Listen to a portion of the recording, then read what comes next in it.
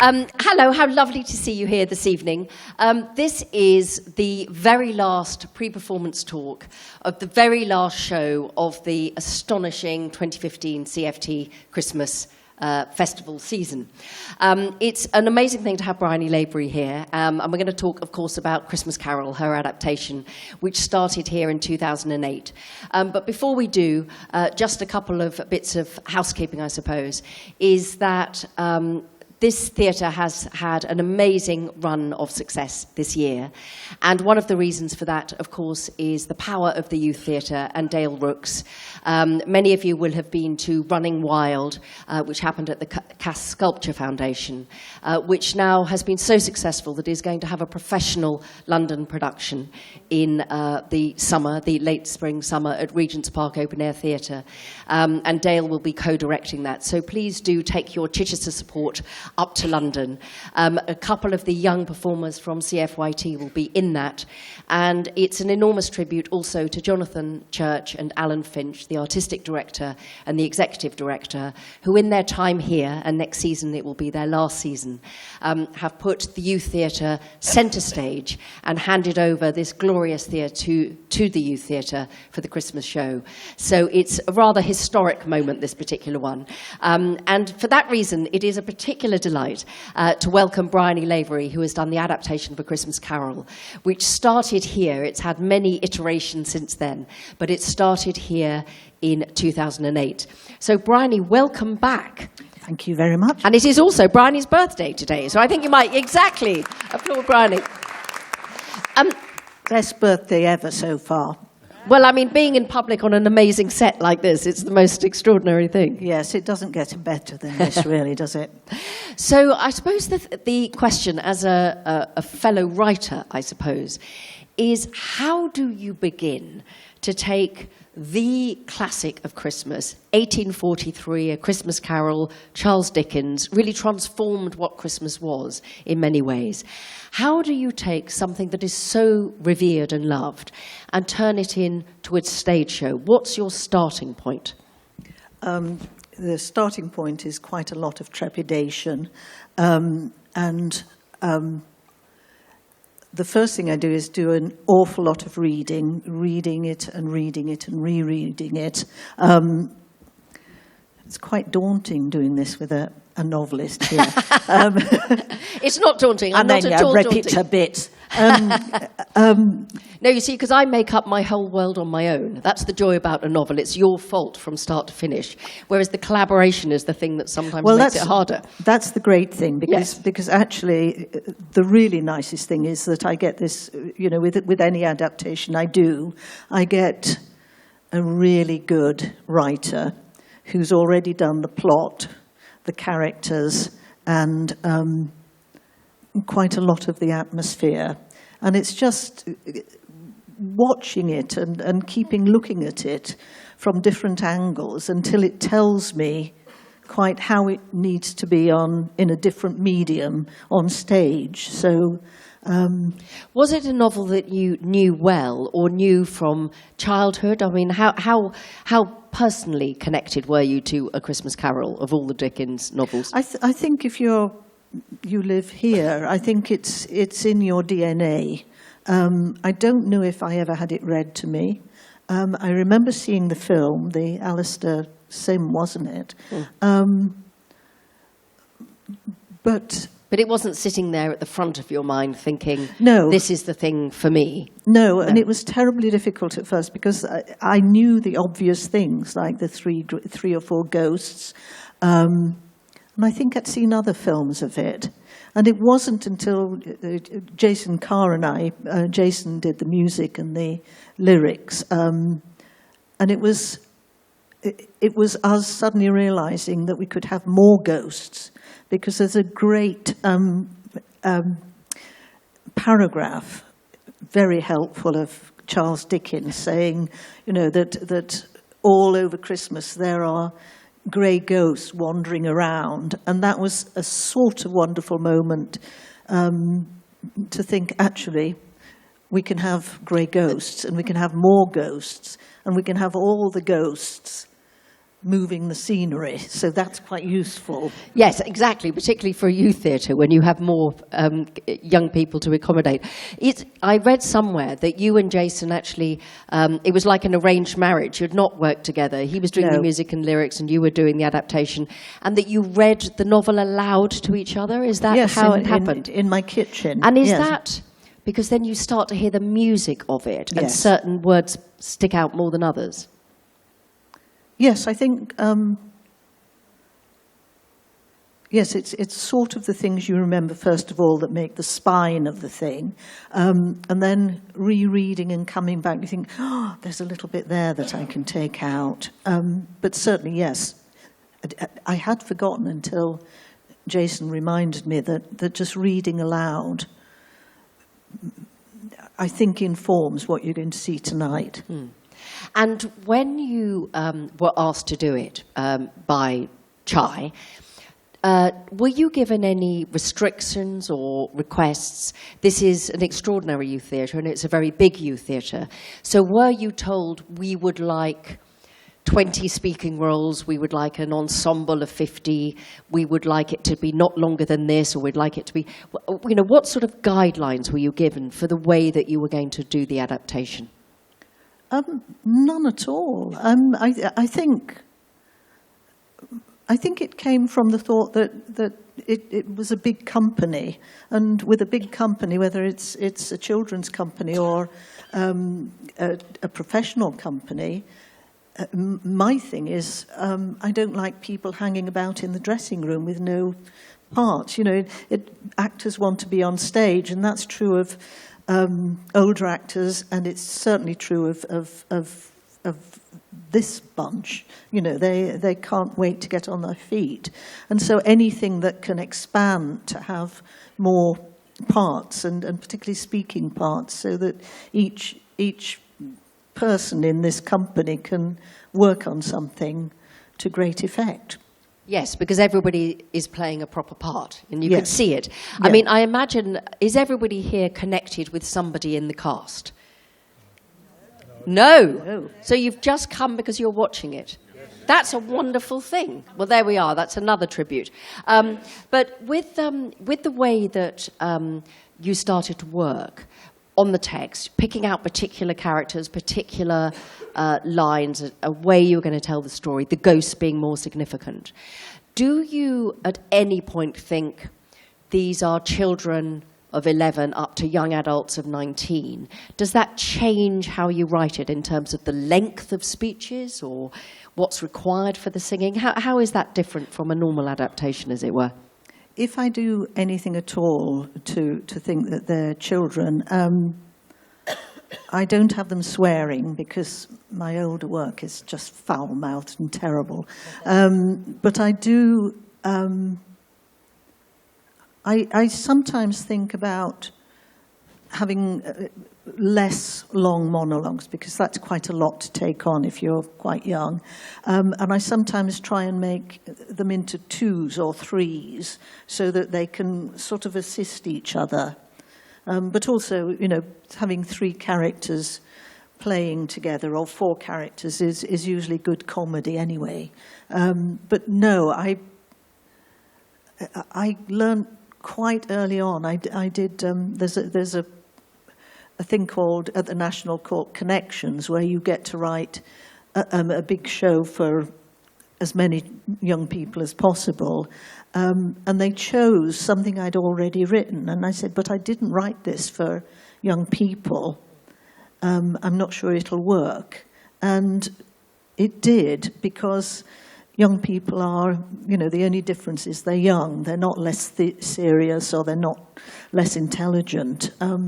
They want to do good work just the same as anybody who's older. So once you and Jason have read the book aloud, no doubt surprising all of your families and partners sitting in the kitchen, and then you move towards a script. How do you start to break down the way in which it will be staged or directed? Where do the other creative team come into your working practice? Or do you deliver something finished before you start to work with the director, the designer, the musical director? We did a first draft.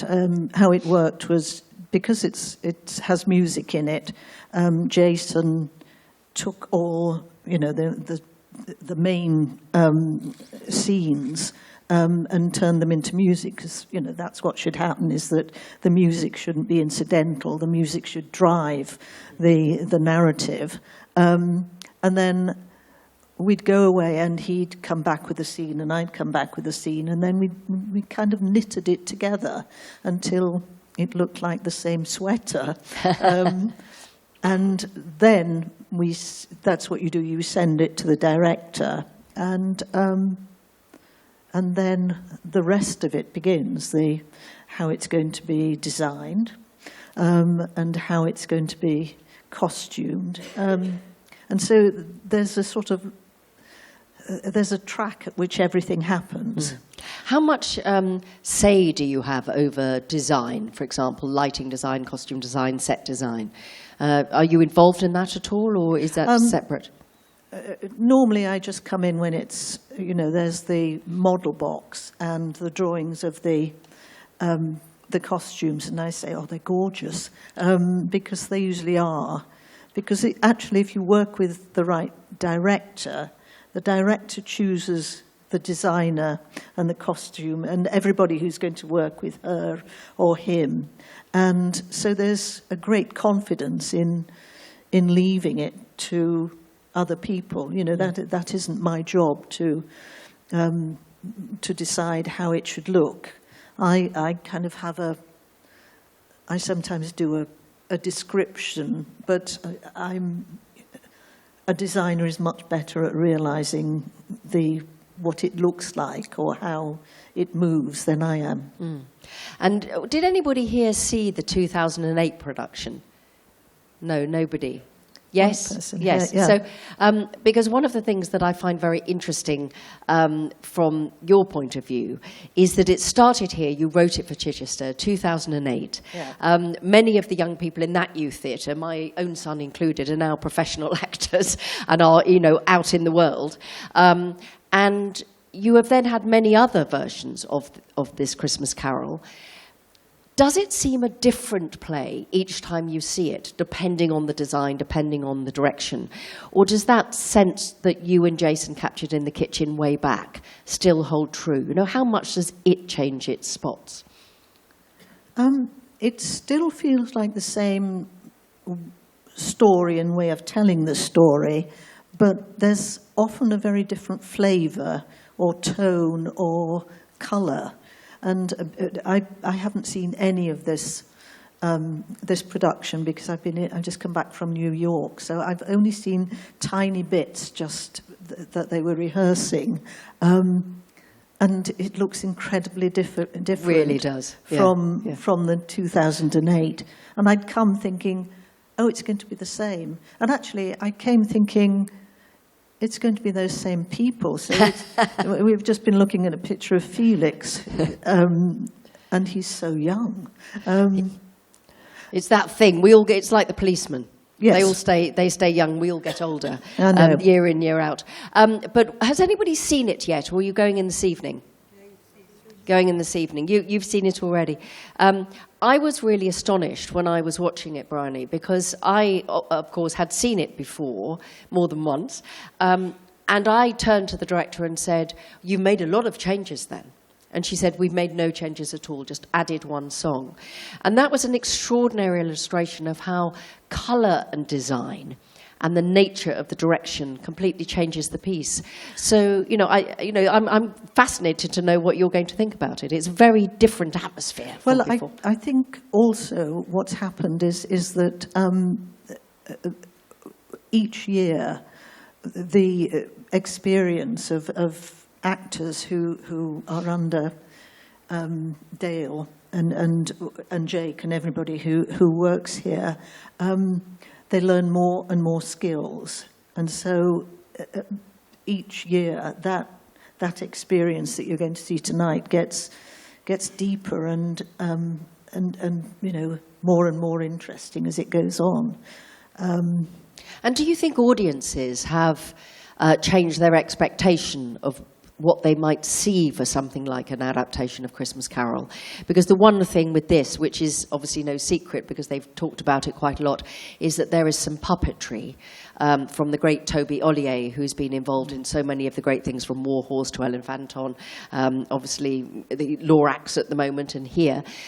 Do you think the audience's expectations have changed and what you therefore can do on the stage, particularly with ghosts, I suppose? Honestly, I don't know, because whenever I see it, I'm in such a jitter and a fright that I never look at the audience. I just think, I hope they like it. So I don't know the answer to that. I certainly would say, having just seen one or two of the puppets, they are something else. I mean, they really are. So I don't know the answer to that. And what do you think is the power of this particular story? Why do you think, you know, it was first published in 1843 and it still means as much to everybody now? So what do you think gives it that incredible endurance? I always discover things quite late. It takes me a while to realise what it is. But this time, somebody asked me about Scrooge as a character, the two boys who are playing Scrooge. And I thought, this is a man his heart's gone horribly cold and taken all the wrong choices in his life. And he's given this opportunity to change. And when he changes, it's glorious. And, you know, it suddenly gets the whole world for him, gets warm and charitable and good, and you feel like everything is going to get better. And I think that's the magic of it. And I suppose also that there is a serious thread beneath it, because the questions of poverty, the questions of children being neglected, turning another, you know, it isn't a Father Christmas, let's all have presents. There's a very serious message about not looking after other people. And also, I mean, not to do down the other productions I've seen it, but the fact that this is performed by young people and they're doing, you know, because they're the ghosts and they're kind of running the show and saying, you know, we want things better. Both the first production here and this production, I think, are extremely special because you feel like these children that are playing ghosts of children who died are saying, get better, you know, be better, be kinder, be warmer. And it's so thrilling, right at the beginning. You know, I mean, it's the same in the novel, obviously. So again, this is not a spoiler, but the fact that it's very clearly stated right at the beginning, this is a ghost story. You know, that you are in that sort of twilight zone. You can't take anything for granted. Things can change. No. But the ghosts are there to do good, not to particularly frighten the socks off you. They are quite scary. Some of the ghosts are quite scary. Well, most of us haven't seen it yet. No, so that's it. All ghosts are scary, in my opinion. Yes. I wrote ghost stories as well. Just a couple of last questions before I see if anybody in the audience has got any. When you go back to a work, when you see something that you wrote several years ago, do you have the desire to change things? Or do you feel that it is set in stone? I'm a great changer of things if I think I can get something better. This, because it's had 4 productions, is rather tested, and each time we've added 1 or 2 bits more that just, you know, shape the story. But any playwright will tell you their work is never finished until, you know, they're no longer living playwrights, and then anybody can do anything they like with them. And in terms of the fact that you are, you know, one of the great adapters of our time, and you've done so many wonderful things, you know, fantastic Treasure Island recently at the National Theatre, many things for here, of course, 101 Dalmatians. Is it an easier thing to work with, as it were, a dead author, an author who's not there to discuss? Or would actually that be a really wonderful thing, to actually have a writer sitting across the table who'd written a novel? I've done both, and honestly, it's better with dead authors because they always agree absolutely with me. And you're always right, Bryony. Spookily enough, yes. But I have worked with really, very generous living authors, and but is there a pressure? It's easy just thinking, oh, there's my friend who's, there's his or her text, and I must honour it in some way. Because sometimes, I'm sort of stepping out and speaking as a writer now, is that I've found the experience of adapting my own work for the screen in particular, but really difficult, because I realised I couldn't see the narrative through it very clearly, that everything felt, very precious to me. So I found it very difficult to cut things away. I think it is. I think that's why I'm saying how the living authors I've worked with are so generous in, putting up with the adapter, with their great heavy boots, saying, I think that should go, or whatever.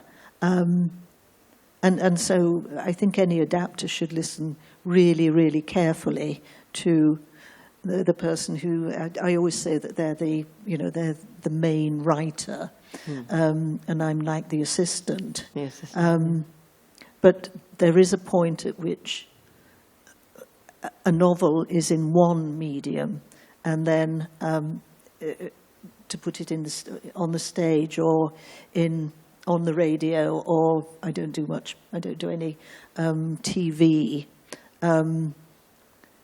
Requires something else, but I think it must be torture for you. Yeah, well, only because I was no good at it. I'm sure I would have loved it if I could do it, but it's the thing that everybody's going to see this evening is this luxury of there being so many people on the stage, and every single young person acting their socks off. There's not a single person looking to see if they can see their granny. Everybody absolutely doing it. Whereas often in film and television, the camera's made that choice for you. Yes. So you can only look where the camera has decided you will look. So it's a different sort of thing, yeah. We've got time for a couple of questions. If I could have the house lights up a little bit. Is there anybody who would like to ask a question? Lovely. Gentleman at the back and then lady there. I'd just like to follow up that discussion you've just been having now about how you change the script that you wrote in 2008 with each individual production. I'm wondering whether it's easier for you to add stuff in this particular case, because you've got a dead author, but a very well-known story. Is it easier to do that than it is to actually cut stuff out from the story to make it clearer? I think both are equally either glorious or problematical. But you said you had added something in, so what was it I see made what you mean. I'm you sorry. add that in, say? I'm trying to think what they were. I think most of the things that we've added, which you can watch tonight, were trying to make the story of why the grey ghosts decide to concentrate on Scrooge particularly. And it was mostly about making the transitions into the different scenes easier, and suggesting that, rather than just moving for the scenery, that they're moving for a purpose. But, I'm literally talking about 10 lines added. And the additional song was to do with, on our second show, which was at Birmingham Rep, we had a Ghost of Christmas Present who had the most magnificent voice. Yeah. So you wanted something for them? Yeah, absolutely. And it's always... the other thing is there was there's a deaf auntie in one of them, and a year later, one of the actors came who had been playing Mrs. Fezziwig, and she said, I wonder if there should be a blind auntie in there as well, because she wanted to be in the scene. So I wrote, an extra part for her. And so sometimes it's just a pushy actor asking. Excellent. I think that's good advice for everybody. Yeah. There was the lady there. I was just interested, you were saying about the songs taking the plot forward rather than just sidestepping out of it. So how does that work then when you're collaborating? Do you decide where you want a song? Or I was just interested to understand a bit more about that process. Thank you. Did you hear the question? Yes. Yes.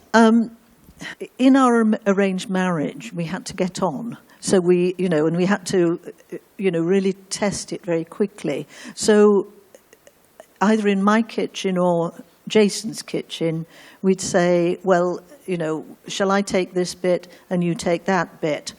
And so that's how it worked. But I'm trying to give you an example of moving. Do you mean in terms of... You would write script for a little bit of the plot, but then you would kind of say to him, the next bit, that's going to be a song, so I'm... Yes, yeah. You. So that must be quite hard for you then, because you've kind of got to pass it over and then you get it back and it might not necessarily be quite how you imagine. Tell me about it. I've just come... No, I've just been in New York working with... an actor you may know called Doug Hodge, who was Willy Wonka, and we're writing a musical, and he's doing the music and lyrics, and I'm on the book.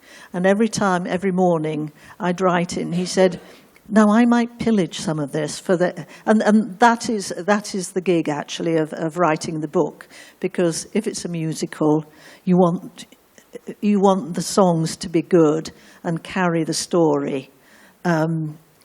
Not people saying, I didn't notice any songs, and they were out of it. So and there are it's just the gig. Wonderful songs in this. Wonderful songs. Yeah. Gentleman there, quick last one. It's true. Christmas Carol is very much part of everybody's cultural DNA at Christmas time. It's no secret there have been many versions of Christmas Carol. The Muppets have done it. There's the long-established Leslie Brickus version from 40 years ago. Maybe. Yeah. When you came to write it with Jason, what was your guiding aim in writing your version? Were you conscious of the other ones? Were they a challenge to be overcome? Or did you have another guiding light that led you on? Thank you. I think the guiding light was I've never seen a version on stage ever, which is good for me. I'd only seen film, and our guiding light was to make it about it's now in the room. You're involved. It's the ghosts have come here tonight to sort this person out in front of you. I think our guiding light was honestly our discovery that if there are, you can have those ghosts are there. There's no reason not to have more ghosts, making sure that these ghosts are telling the story and changing the character. Does that answer the question? That's a rather wonderful point to finish on, in that because there are many ghosts, we need to give the playhouse back to the players because they all need to come on and warm up. So for those of you who've not yet seen it, you are in for a treat. Dale Rooks and Jake Smith have directed an amazing production. It feels completely different from the production there was before, but it is an extraordinary young company. And Bryony, it's an enormous pleasure to have you back here. You've been a great friend to CFT and done some of the greatest works for Chichester Youth Theatre. And it's an amazingly lovely thing also that you have come here on your birthday to do that on the shortest day of the year. So ladies and gentlemen, Bryony Lavery.